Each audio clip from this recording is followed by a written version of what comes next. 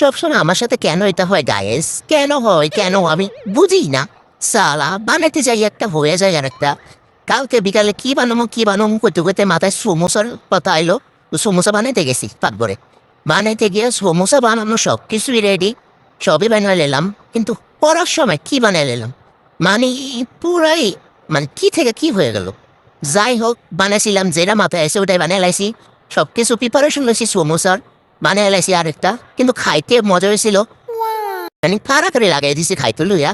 এটার মধ্যে দিছিলাম আমি ডিম, আলু, হাতের কাছে মানে যা পাইছি তাই দিছি। অনেক বেশি মজা হয়েছিল। দেখো না গাইস কিভাবে খাইতেছে, মানে একদম কারাকারি লাগিয়ে দিছে। দেখো ওরা সবাই ক্যামেরা মধ্যে কি করতেছে। আরে ভাই তোরা খাইয়ে খা না, ক্যামেরা মধ্যে কেন এরকম করতেছিস? অনেক বেশি মজা হয়েছিল সত্যি গাইস, অনেক বেশি মজা হয়েছে। আর লগে লইছি টমাটো সস। ও মারে মা, নাগামরিচের সস। ফার্স্টে মনে করছিলাম বেশি ঝাল না, কিন্তু অনেক বেশি ঝাল ছিল এটা। নাগামরিচের সস যেহেতু ছিল অনেক বেশি মজাও ছিল।